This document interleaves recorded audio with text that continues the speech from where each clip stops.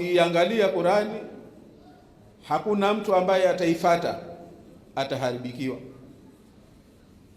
katika daraja ya mtu mwenyewe, katika daraja ya jamii, katika daraja ya nchi vile vile, kama tutashikamana nayo. Kwa hivyo, kwa wale ambao leo mmehitimu na ambao tayari mmeshahitimu na mnaotafuta kuhitimu, mimi naomba niwakumbushe la kwanza kwamba mmebeba mzigo mkubwa sana, mmebeba dhamana kubwa sana. Mbaki nayo, muisimamie, muiendeleze, lakini kubwa zaidi, mimi niwaombe tushikamane nayo.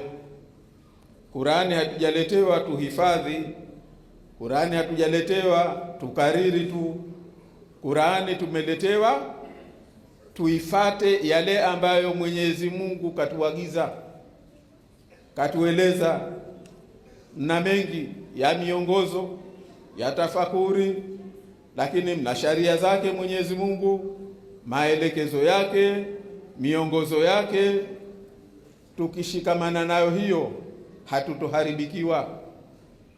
Kwa hivyo mimi niwaambie kwamba tumebeba dhamana kubwa sana. Haiwezekani uwe unaijua Qur'ani halafu wewe uwe mbaya, uje uwe baba mbaya, uje uwe mama mbaya, uwe mtoto mbaya, uje uwe kiongozi mbaya. Ukiona we kiongozi jahili hivi, muonea watu, anayedhulumu watu, ujue huyo kaifanya Qur'ani mahjura, au sivyo? Sasa haya tunawajenga nyinyi, tuna dhamana ya kushikamana na Qur'ani, na tukishikamana nayo hatuharibikiwi. Kwa hilo ni jukumu letu, lakini ni jukumu kubwa pia la wazazi. Mwenyezi Mungu katupa mfano mmoja mkubwa sana juu ya uzito wa Qur'ani, juu ya umuhimu wa Qur'ani. Katuambiaje? Kwamba lau anzalna hadha alquran ala jabal la ra'aytahu khashi'an mutasaddian min khashyatillah.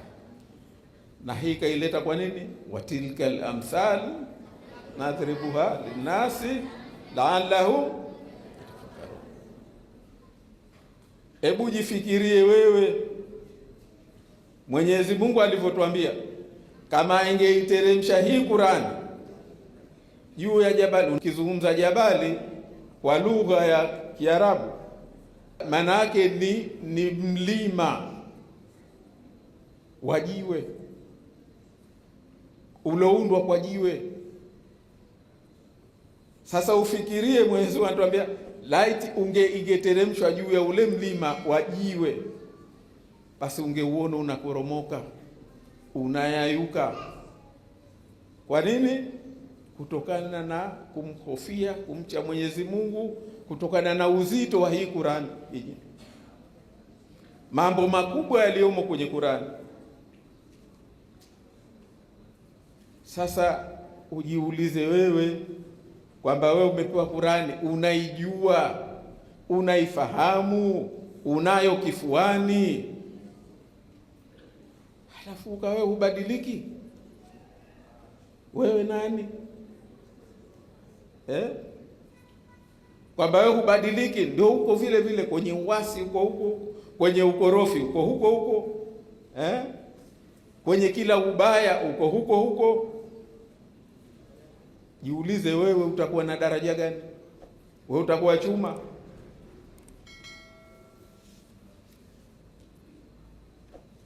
Tufikirie uzito wa kwamba haiwezekani wewe imekufika Qur'ani, unaijua, halafu wewe ukawa si mtu mwema,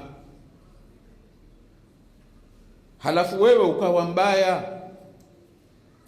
Ndio maana Mwenyezi Mungu katupa mfano, ndio asema ametupa mfano huu sisi binadamu, ametupigia mfano huu tuweze kuzingatia, tuone. Kwa hivyo mimi naomba tuzingatie sana haya, kwamba Qur'ani hatukuja ni kitu kwamba tunakariri, tunasoma na mimi naijua juzuu 30. Maana yake itutengeneze, tufanane, kwamba huyu anajua Qur'ani, iwe tofauti na asojua.